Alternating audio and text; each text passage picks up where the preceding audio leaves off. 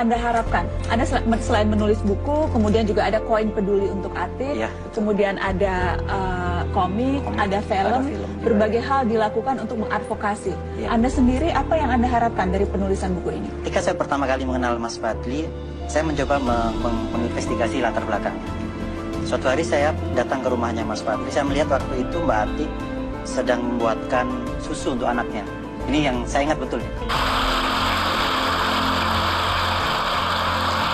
Pilih saya tadi berbincang dengan ZA, seorang yang saat ini sudah menjadi terdakwa dengan dakwaan pembunuhan berencana. Padahal tadi kalau kita dengar kronologisnya versi ZA, ia hanya membela diri karena hendak dibegal dan juga ada ancaman pemerkosaan terhadap teman wanitanya yang memang saat itu ikut. Kronologis yang tadi disampaikan Mas Zulham itu kronologis yang memang tertera di BAP polisi, tetapi kemudian ketika sampai di persidangan dakwaannya tuduhannya pembunuhan berencana. Apa yang terjadi di sana? Dalam proses mungkin jaksa menilai, saya tidak bisa secara substansi menilai jaksa, tapi di dalam keterangan ini apa yang tidak dicantumkan, misalnya ancaman pemerkosaan tidak dicantumkan. Hari ini istimewa banget karena kita ketemuan seorang tokoh muda tingkat nasional, the one and only Mr. Zulham Ahmad Mubarok. Siap, betul Kang Mas. Ahmad Zulham Ahmad Mubarok ini cukup ditulis aja di Wikipedia udah keluar semua informasinya, sehingga yang kita bahas saat ini ketemu sama beliau ini di luar itu semua yang nggak ada di Wikipedia, ya betul ya? Siap. Sama. Saya mengenal sosok Zulham saat ada 3 kasus besar saat itu tahun 2015-2016 di Mata Najwa menjadi tumbal. Ya, betul. Yes. Terus pada saat itu Hendra Saputra, seorang office boy yang namanya dicatut dijadikan owner dari sebuah perusahaan yang ikut pengadaan Videotron dan akhirnya kasus, dan dia yang akhirnya dikorbankan. Kedua, seorang kasir di karaoke, Sri Mulyati. Ya, mirip dengan Sri Mulyati. Ya, Sri Mulyati, aku takut salah sebut tadi. Seorang kasir karaoke di Semarang yang akhirnya dia harus mendekam 1 tahun karena dia dianggap bersalah karena mempekerjakan anak. Dia harus bertanggung jawab terhadap apa yang dilakukan, kesalahan yang dilakukan oleh manajernya. Yang ketiga ini seorang pegawai Bank Jatim. Ibu nggak apa-apa ya? Nggak apa-apa ya? Ini orang hukum, jadi aku Bank Jatim cabang Gresik, ya kan? Namanya Eti Sulistyo. Betul. Ati Sulistyo Utami. Dan gara-gara seorang Ati Sulistyo Utami ini muncullah yang namanya sebuah buku Justice for Ati. Ini ditulis oleh Mr. Zulham atau Bung Zulham. Tapi ya dia jelek Bung Zulham. Iya, koyo serius ya. Bung Zul, asik Bung Zulham. Lah kalau Pak Zulham enggak? Ketua WN. Bung Zulham. Iku yang tok. Loh ini bintang tamunya Najwa, sumbernya Mata Najwa loh ini. Mulai zaman Metro sampai Trans 7. Ya aku bahas yang itu. Sosok yang aku kenal pertama kali menjadi narasumber. Semua datang seperti Hendra, dia bawa ini pengacaranya. Si Bu Sri Mulyatinya bawa pengacaranya. Tapi sosok Mbak Ati ini keren banget. Dia bawa orang sekaligus sama bukunya. Itu buat aku itu sampai hari ini itu nancep ke kepala aku itu. Jadi ada buku yang sampai dibuat bukunya.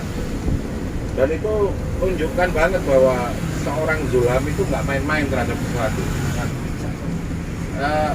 hal apa sih yang membuat Bu Ati itu begitu jadi magnet yang kuat saat itu? Kalau dulu spesifik, karena yang pertama masyarakat ini kan saya waktu itu trennya bahwa ini sesuatu yang sulit disentuh, mahal, sulit disentuh, bukan konsumsi masyarakat kelas bawah. Nah, dengan gerakan yang saya bangun ini artinya saya buktikan bahwa sebenarnya semua orang ini bisa membela diri di depan hukum, ini bisa, berhak, bisa, dan mampu. Oke.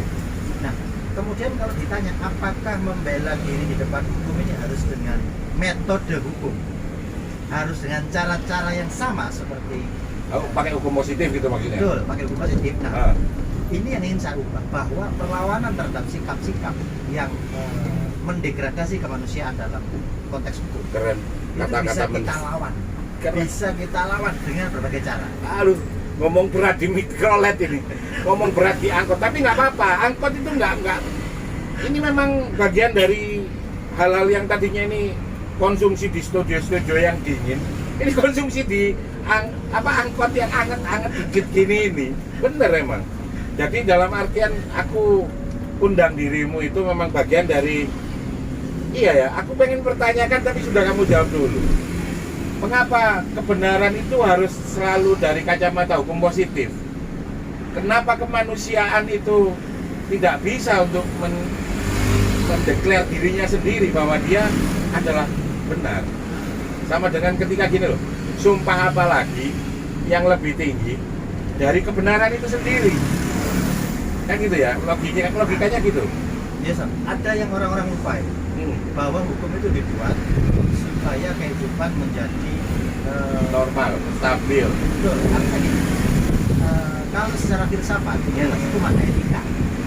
Sama kayak ilmu, di atasnya ada akhlak. Betul. Yes. Nah, di atas etika ini ada estetika. Jadi esensi paling tinggi dari hukum ini adalah estetika, membuat masyarakat people ini nyaman, orang ini nyaman. Bahasanya orang itu hujah. Nah, ini artinya nyaman. Mereka Iya. ini jadi hidup dengan penuh estetika. Nah, kalau kemudian hukum ini tidak mampu menghadirkan estetika bagi Jadi hukum itu kalau nggak estetik, compang-camping, kebenaran itu hilang ya. bilang ada yang salah, itu yang harus membuat orang-orang seperti saya ini tergerak untuk membangun pendidikan publik dan perlawanan, tetapi ya secara proporsional menggunakan kapasitas masyarakat masing-masing. Jadi semua orang bisa kok melawan penindasan dengan cara-cara yang sebenarnya standar, tetapi ketika ditata dengan baik bisa melalui hukum. Saya waktu itu melawan teori masyarakat luas. Iya emang iya. Karena Tak semua orang kan nggak wis aja urusan mbek hukum lah. betul. Pasti duit, pasti mahal, kon pasti kalah. Dan saya buktikan kalau sebuah karya sastra itu bisa menjadi alat advokasi dalam konteks hukum yang formal. Jangan bayangkan. Sastra itu bisa untuk alat advokasi alat pembelaan. terhadap seseorang. Wah ini luar biasa Saya ini. tulis, saya melawan Aku bahwa baru episode kemarin itu ngomong bahwa sebelum kenal sains, sebelum kamu kenal kecanggihan apapun, di luar itu diajarin sastra dulu. Dan ini terjawab. Adikku ini ngomong langsung bahwa sastra pun itu bisa mengadvokasi. Oh, keren banget ini. dan selama bertahun-tahun sejak 2015 awal saya advokasi Mbak Ati itu melalui buku saya advokasi Novi. Lalu terjadi lagi beberapa tahun kemudian Novi itu karyawan di salah satu klub malam di Malang yang tangannya di Palu. Nah di Palu 3 jarinya hancur. Dia kan memutuskan nggak melawan itu sebelum saya datang. Akhirnya kita advokasi, saya bantu, saya support, berhasil kita melawan dan bosnya masuk. Kemudian yang terakhir kali kemarin seorang remaja SMA dituduh membunuh begal padahal membela diri. Kita advokasi. Nah itu aku tahu. Yang hukum print plan. Betul. Nah, itu Plan akhirnya 7. masuk 2020 ya? 2020 tahun lalu. 2020. Ah, kamu sih yang garah iki. Aku jadi ada hal yang ini yang ganggu pikiranku juga ini. Itu buat aku kamu menghadapi hal sulit tuh. Buat orang awam ya. Karena apa?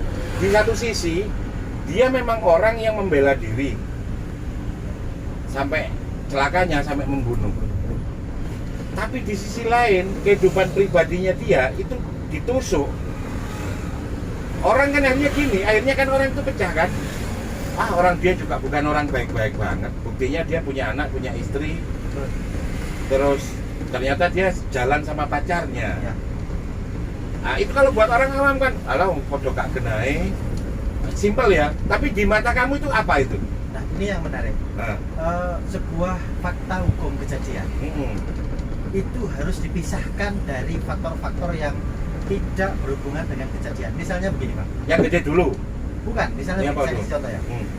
Saya ini seorang pelaku pidana misalnya. Saya habis nyopet orang. Saya mencopet. Pulang, ternyata di jalan saya dibegal. Oke. Apakah kemudian status saya sebagai pencopet ini menggugurkan fakta hukum yang terjadi ketika terjadi pembegalan? Oke, atau sama kayak gini. Aku lebih sederhana lagi. Aku nggak bawa SIM. Ya, Terus aku kecelakaan, aku ditabrak. ya.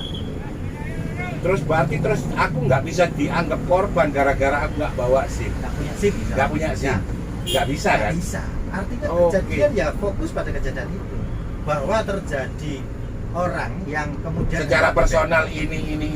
betul, itu mau urusan dibegal, lain. urusan lain, faktor lain, bahwa dia itu dibegal lalu membela diri dan terjadi upaya pembelaan diri secara paksa, terakhirnya dia membunuh.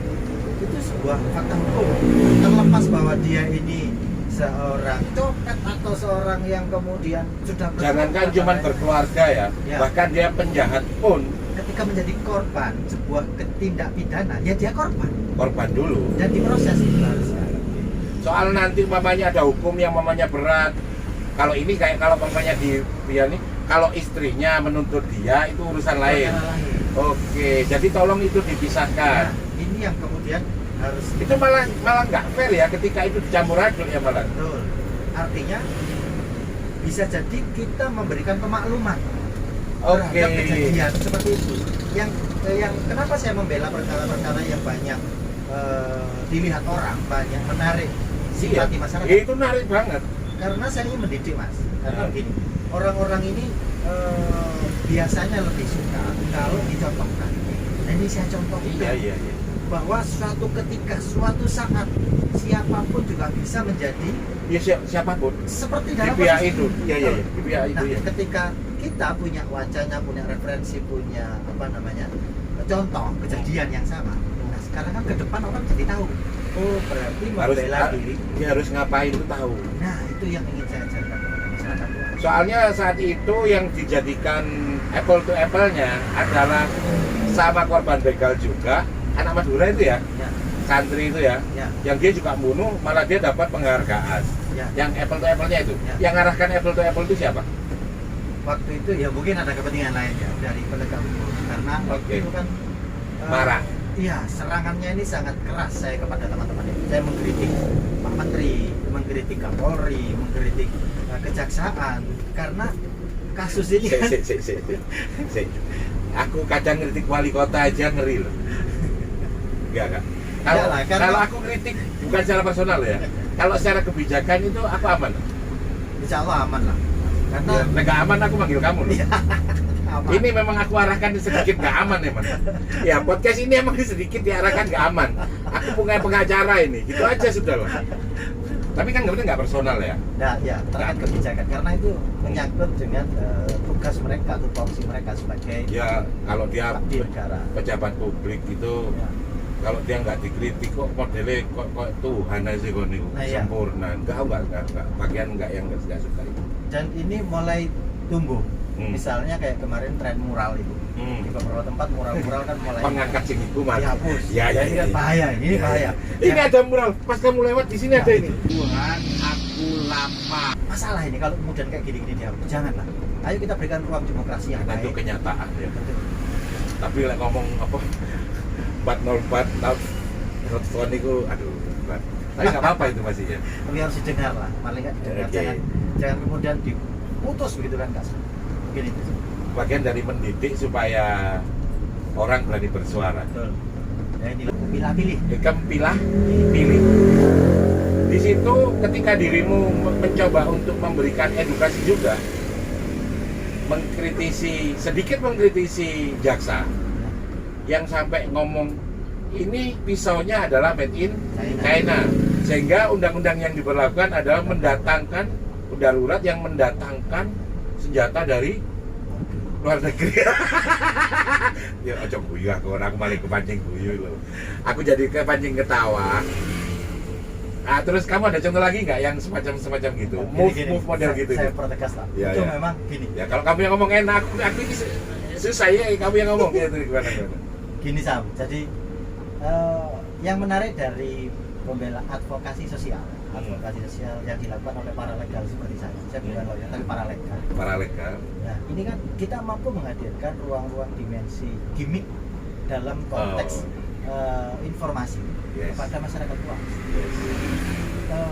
Lawyer, teman-teman advokat yang profesional itu biasanya memang pendekatan hukumnya mereka tidak bisa membahasakan sebuah fakta hukum kepada masyarakat luas. Bahasanya kan bahasa hukum terus. Jadi nggak bisa dikonsumsi. Secara ini nggak bisa dikonsumsi apa ya? Kalau bahasanya itu lentur gitu loh ya. Nggak bisa lentur. Nah, yang saya hadirkan ini adalah pendekatan yang memudahkan dicerna masyarakat, termasuk bagaimana saya menerjemahkan angle-angle seperti itu menjadi menarik. Sebenarnya itu adalah bagian dari perlawanan. Saya mendidik masyarakat untuk kemudian membaca undang-undang dan kemudian memberi masukan kepada penegak hukum supaya kemudian bisa lebih lentur dalam berkomunikasi. Kalau angle-nya mereka ini salah pendekatannya, bisa jadi seperti itu. Jadi tertawaan ya? Iya, tertawaan ya? Ya, kalau ngomong made in China itu terus dianggap bahwa dia mendatangkan senjata dari luar, apapun sekarang itu made in China gitu. Ini semua made in China gitu loh. Karena Allah itu memang maha pencipta, sisanya Cina yang buat. Fakta hukum yang lain kita lihat kemarin bulan lalu misalnya. Ini kan banyak yang viral-viral, misalnya salah satunya ada seorang pelaku senior saya sih dalam konteks kepartaian, tetapi kemudian ketika seseorang ini menjadi pelaku tindak pidana kemanusiaan, maka kita kan harus bersikap seperti layaknya manusia pada umumnya. Nah ini kan meringankan, dia kena meringankan karena dibully masyarakat.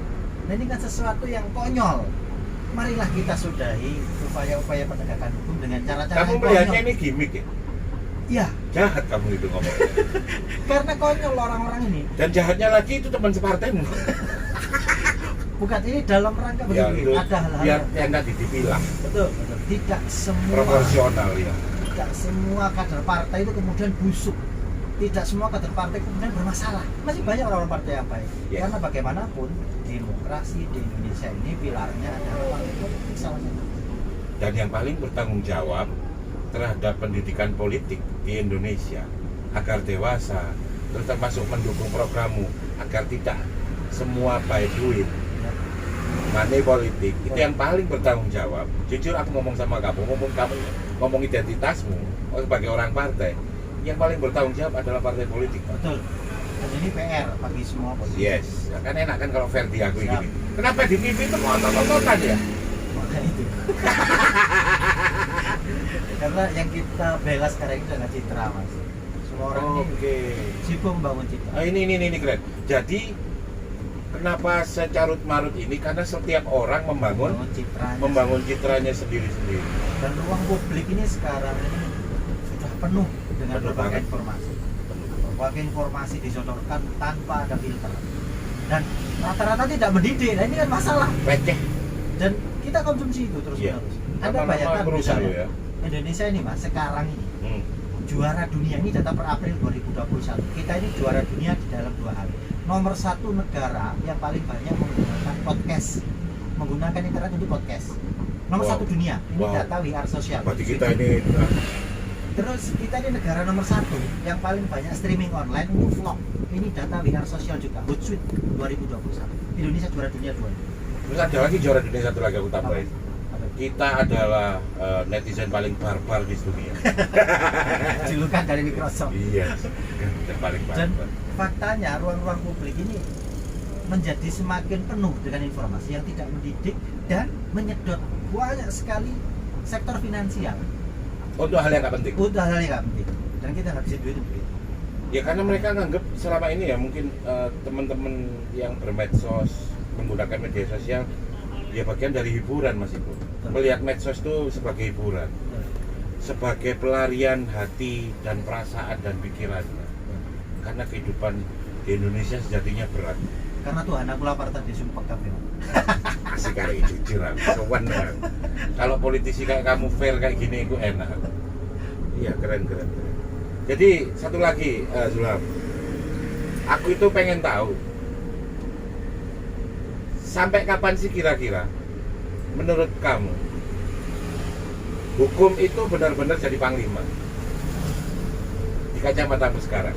Ya tentu kacamata yang positif ya, yang maksudnya optimis. Terus kapan juga politik itu benar-benar sudah tidak beradu banyak-banyakan ngasih uang, tapi benar-benar minimal beradu program sama beradu kualitas seseorang lah minimal. Karena kalau udah ngomong partai terlalu luas ya mungkin kalaupun ini sukses pencitraan tapi beradu memang citranya yang paling bagus itu menurut kamu kapan sih? Gambaran saya masih lama, kita masih butuh sekitar 2 generasi lagi lah. 2 generasi masih lagi. Begini. Jadi 2 kali 10 tahun. 2 kali 10 tahun lagi lah kita baru mulai. Karena yang kita alami di Indonesia ini adalah sikap-sikap yang kemudian menjadi kultur kita. Ini 2 tahun loh Mas, kita nggak dididik manusia, kita dididik mesin. Anak-anak kita ini 2 tahun ini online terus. Terus yang hilang dari Indonesia sekarang satu sikap baik. Kebaikan ini hilang. Baik, itu lo angel ya? Baik itu hilang. Ya Allah. Dan yang kedua sikap peduli. Ini masalah. Kedua ini masalah. Sampai bayangkan, kita kadang-kadang lupa bahwa setiap orang ini punya peperangannya sendiri-sendiri. Iya, di dalam dirinya, batinnya apa. Dan kita tidak tahu apa yang mereka hadapi.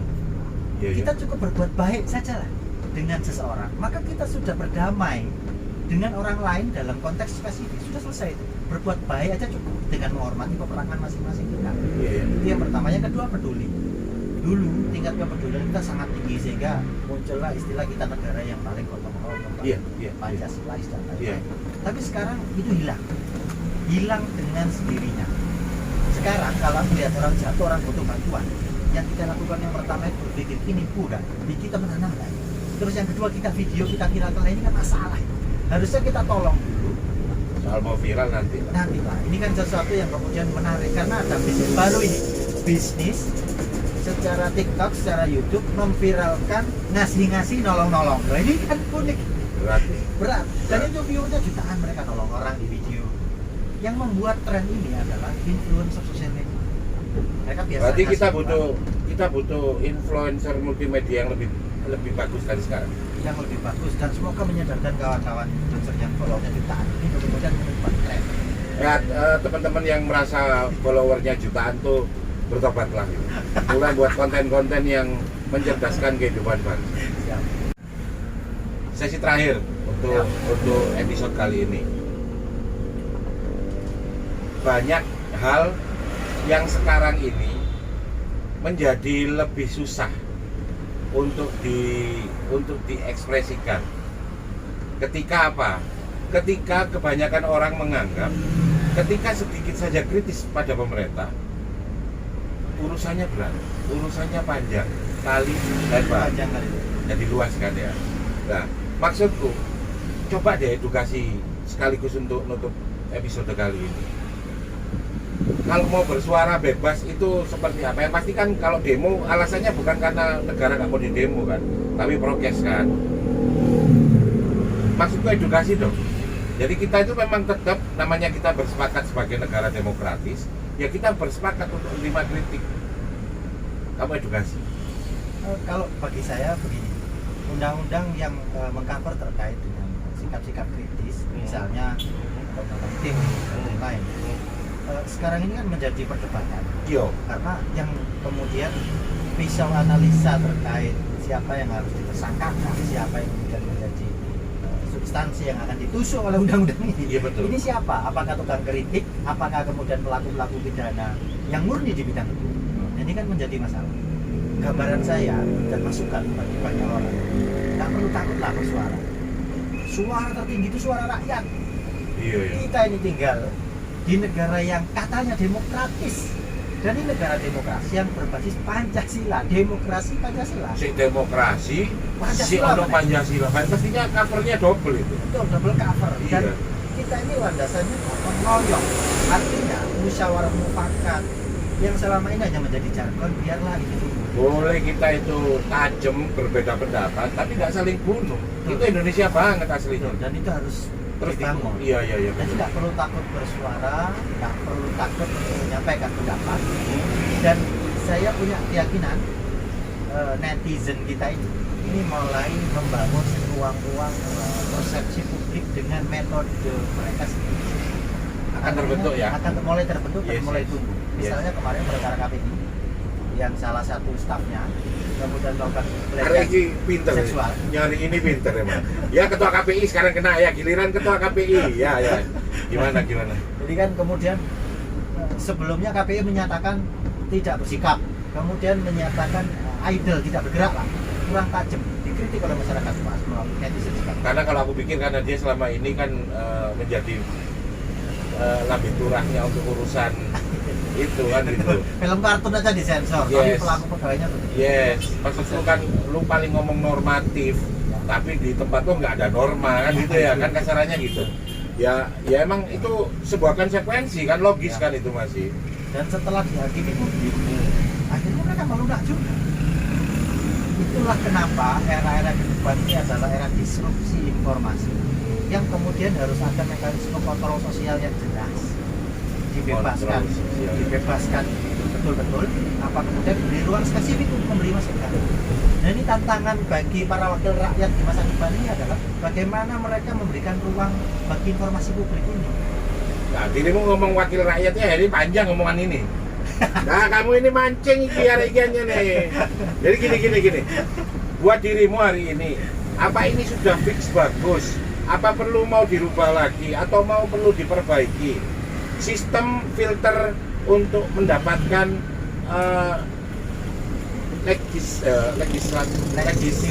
legislatif. Oh iya, siap. Untuk mendapatkan calon-calon legislatif yang memang berkualitas. Apa metode pengambilan ya seleksinya itu apa menurutmu sudah fix kayak gini atau dirimu secara pribadi punya yang lebih baik? Saya punya yang lebih baik lah mas. Ya, harus diomongkan ini keren. Ada ruang-ruang yang sesuai perundangan ini harus dilakukan. Misalnya uji publik. Seseorang yang menjadi calon anggota legislatif ini harus diuji publik. Harus satu lagi nih, belum aku akhiri nih. Buat kamu one man one food keren nggak? Keren. Sampai keren apa ini? Padahal buat aku Nggak keren. nggak. Saya keren karena ya Satu orang memiliki keadilan, ya, sama-sama punya suara sama. tapi harus ada proses pendidikan literasi digitalnya harus baik, literasi politiknya harus Nah, baik. kan itu kan. Tuh, jadi itu bertahap. Tetapi kalau Tapi ke depan, buat Kalau kamu ke yang depan- memang idealnya one man one vote atau elektoral? saya sepakat dengan one man one vote. Kenapa? Tetapi bertahap. Artinya gini, kalau ini langsung dipaksakan elektoral, nanti kita berubah lagi sulit, Pak. Mahal lagi ya? Mahal lagi. Yang Oke. terpenting bagi saya sekarang adalah menghadirkan pendidikan publik. Apakah mungkin? Karena dari 274 juta warga Indonesia itu sekarang usia milenial, usia Nah. generasi milenial dan Z ini hampir 70%. Iya, 70%. Mereka ini nanti akan bergerak karena mereka terdidik terus. Nah. Jadi suatu saat ini akan menjadi Tapi dirimu nggak tertutup kan terhadap elektoral kan? dan Sama ya, aku juga nggak. Aku juga sama. pelan-pelan aku lihat Amerika ini bajingan cerdas memang. Ya, boleh. Tapi mahal ya kalau saat ini untuk dilakukan di kita mahal. Mahal. Dan Terutama persennya belum terasa. ongkos sosialnya yang mahal ya. Ya, itu. Ya. Oke, terima kasih teman-teman. Ditutup dengan kata ongkos sosialnya tinggi. Podcast Saling Sapa Jalan-Jalan episode kali ini sampai di sini. Wassalamualaikum warahmatullahi wabarakatuh.